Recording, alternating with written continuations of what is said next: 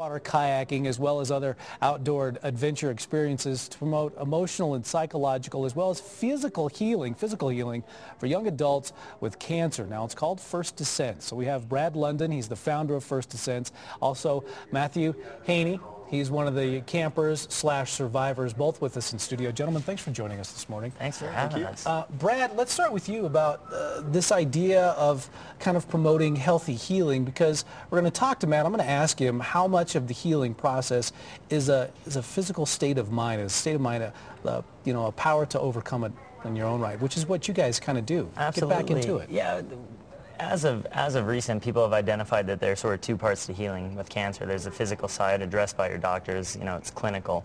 But then there's also this thing dubbed survivorship by the Lance Armstrong Foundation. And that's really addressing the emotional effects of cancer. And so what we've done at First Descent is taken what so many of us in Colorado love to do, what we were talking about with skiing, these outdoor adventure concepts, and using them as therapy for that survivorship component. Now, are you talking just kayaking, or, as we get in closer to skiing, can you ski and snowmobile and, anything that Colorado has to offer, which is basically everything? Yeah, exactly. That's just it. That's our blueprint. It just has to fit a few certain things, and that's just outdoor and adventure. And so right now we just do kayaking and mountaineering. We're mainly summer-based programming.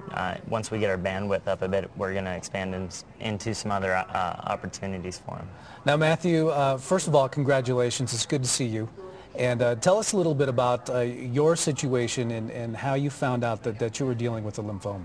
Well, I was diagnosed on September 29th of 1999, and I was just kind of your average healthy 16-year-old, and then just started having kind of like a plethora of kind of random medical side effects. And we went through a bunch of stuff and eventually found out I had cancer, and came down and was treated here in Children's Hospital. And it was kind of rough within the first 2 weeks. I dropped 35 pounds and lost all my hair and stuff like that. Went through 6 months of chemo, and then kind of after that, I was considered cured, and they were like, all right, well, enjoy the rest of your life, and at that point you're kind of like, where do you go from here and what's normal and stuff like that. And that's where it's nice to have a program like First Descent to turn to, where I can actually go out and meet other cancer survivors my age. Because as a young adult, you're kind of lost in the middle of, you're not quite a child, you're not quite like grandma or grandpa being treated. So sure. You have nowhere else to kind of turn to get that connection of having somebody your age that went through what you went through and knows what you know. So. Well, and there is something about being in the wilderness that brings you together, whether you are kayaking or just camping. You're away from it all, and you do get a chance to connect. Mm-hmm. Yeah, and it's awesome. Like First Descent is,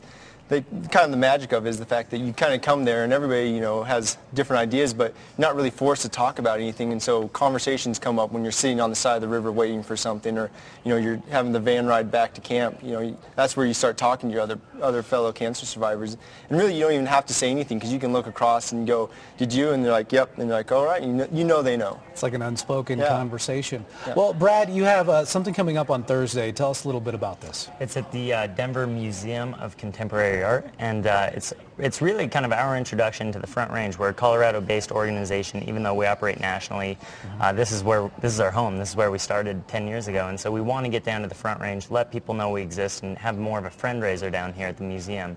And so this Thursday from 6 to 9 p.m. we're going to be holding just sort of a get-to-know-us type fundraiser, hors d'oeuvres, wine, that type of thing. Elizabeth Pitcairn's going to be playing the red violin, which is a phenomenal appearance. Sure. And now, usually you got to pay a lot of money to see her, and we coaxed her coming in. Are you looking for not only money, but maybe people to take part and maybe be the guides and adventures like this outside? Okay. Absolutely. We just want people to know we exist and get involved in any way they can. So you saw the information quickly on your screen. If you're interested, we'll have more information on First Descent after when these guys are gone. You can get it on our website. So keep that in mind. It takes place Thursday night from 6 to 9 right here in the downtown Denver area. Gentlemen, good to see you. Congratulations. Good to see you. Thanks for having us. Hey, 8:29 now on a Tuesday morning after